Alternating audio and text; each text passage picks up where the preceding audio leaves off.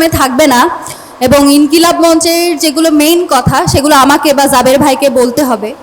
আমরা সারা জীবন ওসমান ভাইকে পেছন থেকে সাহায্য করেছি, পাশে থেকেছি, কিন্তু সবসময় আমাদের শক্তির জায়গা, আমাদের যে সাহসের জায়গা সেটা সবসময় ওসমান ভাই ছিল, ওসমান ভাই আছে, ওসমান ভাই থাকবে। আমাদের আজকে এখানে এসে যখন আমরা কথা বলছি, আপনাদের কাছে আমি একটা প্রশ্ন রেখে যেতে চাই, ওসমান ভাইয়ের ঘটনা কি কোনো বিচ্ছিন্ন ঘটনা? এই কথা বলার সাহস এই অনাসিটি এই ইন্টারিম গভর্নমেন্টের সময়ে একজন ইসি কিভাবে পায়? সেই কথা বলার সাহস করে এবং সে এখনো পর্যন্ত তার পদবহাল আছে কি করে? আপনারা যখন এখানে এত এত মানুষ আছেন, আপনাদের কাছে আমার প্রশ্ন, তাই সে কি তার পদে বহাল থাকতে পারে? এখন সে কিভাবে থাকে? Interim government. আপনাদের সাথে আমরা দেখা করতে গিয়েছি, হাসি মুখে কথা বলেছি, প্রধান উপদেষ্টা মহোদয় আপনার সম্মানার্থে। তার মানে এই নয় যে আপনাদের সকল সিদ্ধান্ত, সকল কথা আমরা মেনে নিব এবং আপনারা ভারতীয় আধিপত্যবাদ এবং বাংলাদেশের স্বাধীনতা সার্বভৌমত্ব নিয়ে কথা বলার কারণে একটা মানুষ আজকে মৃত্যুর সাথে বাঞ্জা লড়ছে এবং তার ঘটনাকে আপনারা বিচ্ছিন্ন ঘটনা বলে উল্লেখ করতে পারবেন। সেকেন্ডলি, এই ইন্টারিম গভর্নমেন্ট কিছুদিন পরে আমাদের ইলেকশন, সেই ইলেকশন যে তারা করবে ঠিকঠাক মতো, যেখানে তারা বলছে ওসমান হাদির ঘটনা একটা বিচ্ছিন্ন ঘটনা, এখানে প্রত্যেকটা রাজনৈতিক দল বসে আছে, এখানে কার জীবনের নিরাপত্তা আছে, কতটুকু তারা নিরাপত্তা নিশ্চিত করেছে, তারা সেই প্রশ্নের জবাব দিক। তারপর তারা বলুক যে এই ইলেকশনটা আমরা চাই এবং এই ইলেকশন হবে, আমাদের যে ভোট বিপ্লব সেটা হবে আওয়ামী লীগের সবচেয়ে বড় পরাজয়। সেই পরাজয় নিশ্চিত করার আগে আমাদের নিরাপত্তা, এখানে যে সকল রাজনৈতিক দল আছে তাদের নিরাপত্তার জন্য আপনারা কি করেছেন সেটা আমাদেরকে চাক্ষুষভাবে দেখাবেন। আমার ভাইকে বিদেশে যেতে হয়েছে, আমরা কোনোদিন আসলে চিন্তা করি নাই যে ভাই এরকম নিস্তেজ অবস্থায় বিদেশে যাবে এবং আমাদেরকে চোখের পানি সহ তাকে বিদায় দিতে হবে। আমাদের বিশ্বাস ছিল যে ভাই রাষ্ট্রীয় সফরে এমপি হওয়ার পরে বিদেশে যাবে, আমরা তাদের কাছে বিভিন্ন জিনিস উপহার আনার জন্য তার কাছে আমরা হাসি মুখে চাইতাম। আজকে আমার ভাইকে এভাবে বিদায় দিতে হয়েছে। এখনো পর্যন্ত যে সকল অপরাধী এই অপরাধ সংঘটিত করেছে, এবং খুব স্পষ্টভাবে একটা কথা আমরা ইনকিলাব মঞ্চ থেকে জানাই, এখানে কিন্তু কোনো একক বা দুইজন শুটার এখানে কিন্তু ইনভলভ না, এখানে কিন্তু পুরো সিন্ডিকেট কিন্তু এখানে জড়িত আছে। এবং আমাদের কাছে এটা স্পষ্ট যে এখানে বিভিন্ন রাষ্ট্রীয় সংস্থার একটা অংশের প্রত্যক্ষ মদত আছে। সেই মদত কারা দিয়েছে, কারা এখনো বিপ্লবী সরকার, যে বিপ্লবী সরকার ইন্টারিম সরকার, সেইখানে বসে এখনো করে হাসিনার বারবার সার্ভ করে, সেটা আমাদের কাছে স্পষ্ট করতে হবে।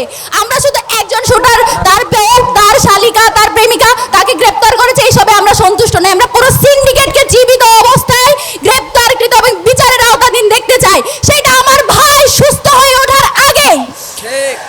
এবং আরো একটা কথা যেটা আপনাদেরকে বলতে চাই, বিভিন্ন সময়ে আমাদেরকে রাষ্ট্রের তরফ থেকে জানানো হয় যে আপনাদের নিরাপত্তা ঝুঁকি আছে, আপনারা সাবধানে থাকবেন। আমরা কি এখন দুর্নীতি করে গাড়ি কিনবো, বাড়ি কিনবো, তারপর হচ্ছে নিজেদেরকে ঘরের ভিতর বন্দি করে রেখে নিরাপদ থাকবো? নাকি আপনাদের দায়িত্ব আমাদের নিরাপত্তা নিশ্চিত করা? এই নিরাপত্তা নিশ্চিত করার দায়িত্ব যার, সে যখন বলে যে নিরাপদে থাকবেন, আমরা কার কাছে যাব? এই আইন উপদেষ্টা, এই স্বরাষ্ট্র উপদেষ্টা। আরো একটা কথা আপনাদেরকে বলি, স্বরাষ্ট্র উপদেষ্টাকে নিয়ে আমরা বলছি তার পদত্যাগ চাই, অবশ্যই তার পদত্যাগ চাই, কিন্তু স্বরাষ্ট্র যখন তাদেরকে ধরিয়ে দেয়, তাদেরকে জামিনের ব্যবস্থা করে কারা? এই জামিন যারা করিয়ে দেয় তাদেরকে, সেই পুরো সিন্ডিকেট যারা এই পুরো ঘটনার সাথে জড়িত, প্রত্যেকটা মানুষকে বিচারের আওতায় আনতে হবে। এবং ভারতের কাছে আমাদের স্পষ্ট বার্তা, ওসমান হাদি যেদিন থেকে তার সাথে আমরা যুক্ত হয়েছি, ইনকিলাব মঞ্চ গঠন করেছি, আমাদের একটাই পন্থা, বাংলাদেশ পন্থা। বাংলাদেশে ভারতীয় আধিপত্যবাদ, কোনো ভিনদেশীয় কোনো হেজিমনি বাংলাদেশে থাকতে পারবে না। এটা তার সারা জীবনের সংগ্রাম ছিল। সেই সংগ্রাম যতদিন পর্যন্ত ওসমান হাদির ভাই বোনেরা বেঁচে থাকবে, এখানে যত মানুষ আছেন আপনারা সবাই ওসমান হাদির ভাই বোন না? আপনারা এই সংগ্রাম টিকায় রাখবেন না? ওসমান হাদি যদি আর কোনোদিন কথা বলতেও না পারে, এসে যদি বক্তৃতা দিতেও না পারে, আপনারা এই সংগ্রাম চালিয়ে যাবেন না? এই ভারতকে আমরা স্পষ্টভাবে জানাই দিতে চাই, আপনাদের কাছে যত বাংলাদেশে যখনই কোনো গুম, খুন, হত্যা হয়, সেই অপরাধীগুলো আপনাদের দেশে গিয়ে আশ্রয় নেয়। আপনারা হইতেছেন এমন একটা রাষ্ট্র যাদের কোনো ভালো রেকর্ড জীবনে কেউ দেখাইতে পারে না, বরং সব সময় সব অপরাধীর আশ্রয়স্থল হয়ে ওঠেন আপনারা যদি এটা চলমান রাখেন। হাসনাত ভাই একটু আগে বলে গেছে, আমি আর মুখে বললাম না। কথা হচ্ছে যে কোনো জায়গায় যেখানেই থাকবে তাদেরকে আমাদের হাতে পৌঁছাই দিতে হবে যারা অপরাধী আছে। এই দেশের সাংবাদিক এবং গোয়েন্দা গোয়েন্দা সংস্থা। কে কোথায় কখন কার সাথে কি করে এই সব কিছুর ফুটেজ তাদের কাছে থাকে। কে কখন কোথায় গিয়ে কার সাথে প্রেম করে, কে কোথায় কখন কার সাথে গিয়ে রাত কাটায়, সব কিছু তাদের কাছে থাকে। শুধু অপরাধী কি করে এটা তাদের কাছে থাকে না। এটা আমাদেরকে তারা বুঝায়। ভারতে যাওয়ার পর কেমনে বলতে পারো যে ভারতে আছে, বাংলাদেশে থাকতে কেন বলতে পারো না? তার মানে কি এগুলো সবকিছু তোমাদের ইন্ধনেই হইতেছে, এটা আমরা বুঝে নিব। আমাদের একটাই প্রশ্ন, খুনি যদি জাহান্নামে থাকে, জাহান্নাম থেকে এনে আগে আমাদের সামনে দাঁড় করাইতে হবে, তারপর আবার জাহান্নামে যাবে। এখান থেকে স্পষ্ট বার্তা, আমরা আমাদের যে সংগ্রাম সেটা আমরা চালিয়ে যাব। বক্তব্য রাখার জন্য অনুরোধ করছি।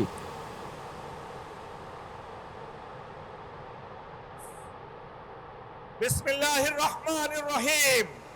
নারে তাকবীর, নারে তাকবীর। ইনকিলাব, ইনকিলাব, ইনকিলাব, ইনকিলাব। প্রিয় সাথী ভাইরা বোনেরা, আবার আজকে এমন এক সন্ধিক্ষণে আমরা দাঁড়িয়ে আসছি যে সময়ে আমাদের প্রতিবেশী দেশ, রাক্ষসী দেশ ভারত আমাদের উপর জেকে বসেছে।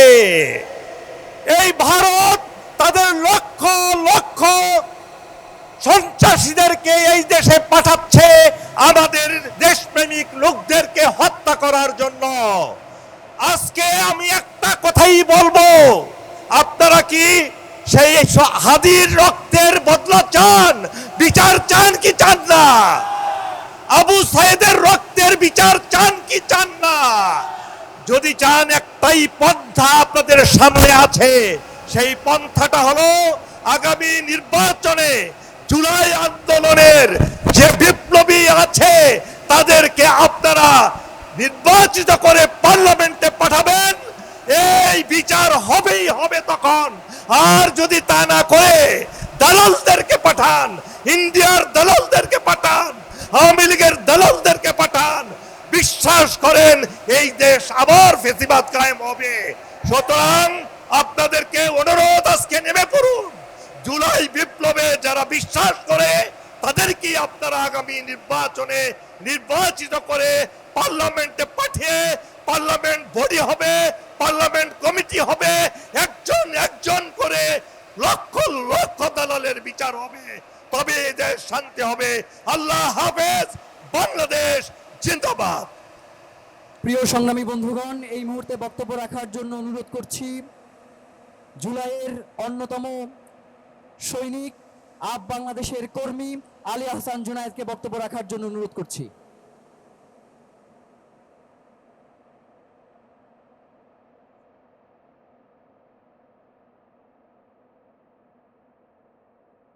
বিসমিল্লাহির রহমানির রহিম। আজকে এই সমাবেশে উপস্থিত জাতীয় নেতৃবৃন্দ, সংগ্রামী জুলাই যোদ্ধাগণ, আসসালামু আলাইকুম। আপনারা জানেন এই সমাবেশ আমাদের আয়োজন করবারই কথা নয়। শরীফ ওসমান হাদির মাথায় গুলি করা হয়েছে। আমাদের ভদ্রতার অর্থ যদি মাথায় গুলি করা হয়, তাহলে আমাদেরকে আওয়ামী লীগের দোসরদেরকে মাটি থেকে খুঁজে বের করতে হবে। আমাদের ভদ্রতার জবাবে যদি আমার সহযোদ্ধাদের গায়ে গুলি চালানো হয়, তাহলে ওই সন্ত্রাসীদেরকে মাটিতে পিষে ফেলতে হবে। আমাদের ভদ্রতার জবাবে আমরা দেখছি ভারত মনে করেছে ভারত থেকে পরিকল্পনা করে আমার ভাইকে হত্যা চেষ্টা চালানো হবে। আর বাংলাদেশে শরীফ ওসমান হাদির ভাই বন্ধু বেঁচে থাকতে ভারত সংকীর্ণ রাখতে পারবে না। আমি স্পষ্ট ভাষায় বলতে চাই, গুজরাটের কসাই বাংলার কসাইকে জায়গা দিয়েছো। যদি বাংলাদেশ যেতে যায়, বাংলাদেশের 20 কোটি জনগণকে সাথে নিয়ে কলকাতা থেকে বাংলার কসাইকে ধরে আনবো। বাংলার জনগণ ভয় পায় না। বাংলার জনগণ হাসিনাকে দিল্লিতে পালিয়ে যেতে বাধ্য করেছে। যে জনগণ গণের সামনে নিজেদের বুক পেতে দিয়েছে, সেই জনগণ যদি কলকাতার উদ্দেশ্যে মার্চ করে, কোন শক্তি তাকে ঠেকাতে পারবে না। গুজরাটের কসাইকে সাবধান করে দিতে চাই, বাংলার কসাইকে অতি সত্বর বাংলাদেশে বিচারের মুখোমুখি করার জন্য ফিরিয়ে দিতে হবে। একই সাথে বলতে চাই, যারা সুশীলতা করছেন, আমার ভাইয়ের উপরে গুলি চালানোকে নরমালাইজ করার চেষ্টা করছেন, আপনারাও নিরাপদে থাকতে পারবেন না। এভাবে করে হামলা চালানো হয়, জুলাইয়ের শক্তি বাংলাদেশে বেঁচে থাকতে আওয়ামী লীগ বাংলাদেশে রাজনীতি করতে পারবে না। একথা স্পষ্ট। আমার সংগ্রামী সহযোদ্ধাগণ, আমাদেরকে একটা স্পষ্ট প্রতিজ্ঞা নিতে হবে। বাংলাদেশে শরীফ ওসমান হাদির ঘটনায় শেষ ঘটনা হতে হবে। শরীফ ওসমান হাদির উপরে যারা হামলা চালিয়েছে তাদেরকে মাটির সাথে পিষে ফেলতে হবে। যে সিন্ডিকেটের সাথে জড়িত, যে ভারতীয় দালাল চক্রের সাথে জড়িত, বাংলাদেশে এজেন্সির যারা এর সাথে জড়িত, তাদেরকে বাংলাদেশের জনসমক্ষে শাস্তির মুখোমুখি করতে হবে। প্রিয় জনগণ, প্রস্তুত হন। জুলাই গণঅভ্যুত্থান হয়েছে, বিপ্লবে পরিণত করতে হবে। এই বিপ্লবের ডাক শরীফ ওসমান হাদি দিয়েছে। শরীফ ওসমান হাদির ভাই এবং বন্ধু আমরা এই বিপ্লবকে চূড়ান্ত বিপ্লবে রূপান্তর করতে হবে ইনশাআল্লাহ। এই স্লোগান আমাদের বাঁচতে হবে, যে স্লোগান প্রাণের স্লোগান, গোলামিরা আজাদি, গোলামিরা আজাদি।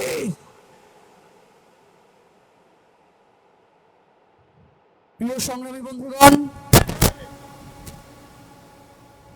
মানে ইন্টারিম এই মাত্র একটা স্লোগান হইলো যে ওসমান ভাইয়ের কিছু হলে জ্বলবে আগুন ঘরে ঘরে। মানে ওসমান ভাই তো হওয়ার কিছু বাকি নাই।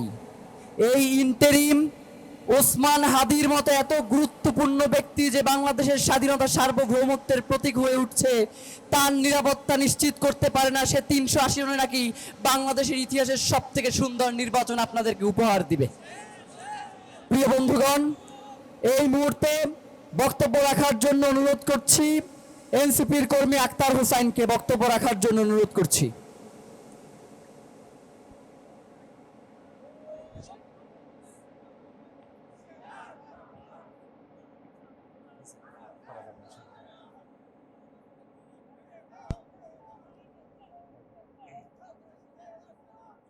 শুধু হাদি ভাইয়ের প্রয়োজনে না, আমরা গোটা বাংলাদেশের প্রয়োজনে আজ এখানে একত্রিত হয়েছি। হাদি ভাইয়ের মতো করে আরো অসংখ্য ভাইয়ের আমরা জীবন দেওয়ার জন্য প্রস্তুত আছি, কিন্তু বাংলাদেশের স্বাধীনতা সার্বভৌমত্বকে ভারতের দালালদের কাছে তুলে দেব না। এই বাংলাদেশকে ধ্বংস করার জন্য, বাংলাদেশের স্বাধীনতাকে বিক্রি করার জন্য 16টা বছর ধরে ওই ভারতের দালালেরা বাংলাদেশে হাসিনাকে ফেসিবাদ তৈরি করতে দিয়েছিল। আর 5 আগস্টের পরে এই বাংলাদেশের গণহত্যাকারী, মানবতা বিরোধী অপরাধী শেখ হাসিনাকে তারা ভারতে জায়গা দিয়েছে। আমরা ভারতের কাছে বলতে চাই, শেখ হাসিনা সহ বাংলাদেশে গণহত্যার সাথে জড়িত প্রত্যেকটা খুনিকে বাংলাদেশের কাছে হস্তান্তর করতে হবে। ভাইরা আমার, আবরার ভাই জীবন দিয়েছে, আবু সাইদ জীবন দিয়েছে, শরীফ ওসমান হাদি গুলি খেয়েছে। আমাদেরকে আর নিরাপত্তার ভয় দেখিয়ে লাভ নাই। দুনিয়ার জীবনে আমরা যেমন রঙিন পাখি হয়ে ঘুরতে চাই, আমরা নিয়ত রাখি পর জীবনে আমরা সবুজ পাখি হয়ে ঘুরব। অতএব আমাদেরকে দাবিয়ে রাখা যাবে না। আমি আপনাদের কাছে কামনা করি, হাত উঠিয়ে আল্লাহর কাছে দোয়া করুন, আল্লাহ হাদি ভাইকে আমাদের মাঝে ফিরিয়ে দাও, জুলাইকে বাঁচিয়ে রাখো, জুলাইয়ের সকল শক্তিকে বাংলাদেশের জন্য একতাবদ্ধ থাকার তৌফিক দাও, আমিন। প্রিয় সংগ্রামী বন্ধুগণ, এই মুহূর্তে বক্তব্য রাখার জন্য অনুরোধ করছি আপ বাংলাদেশের কর্মী রাফি সালমান রিফাতকে বক্তব্য রাখার জন্য অনুরোধ করছি।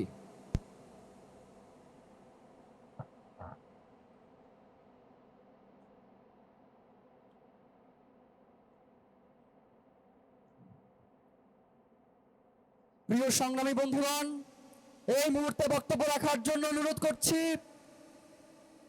এনসিপির সম্মানিত দলীয় প্রধান নাহিদ ইসলামকে বক্তব্য রাখার জন্য অনুরোধ করছি। নাহিদ ইসলামকে বক্তব্য রাখার জন্য অনুরোধ করছি।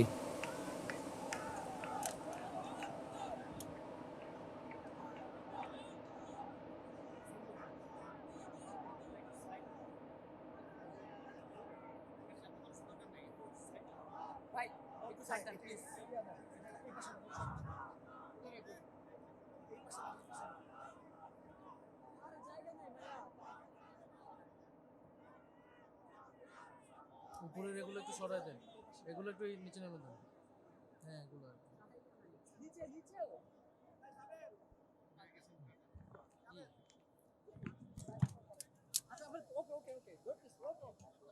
বিসমিল্লাহির রহমানির রহিম।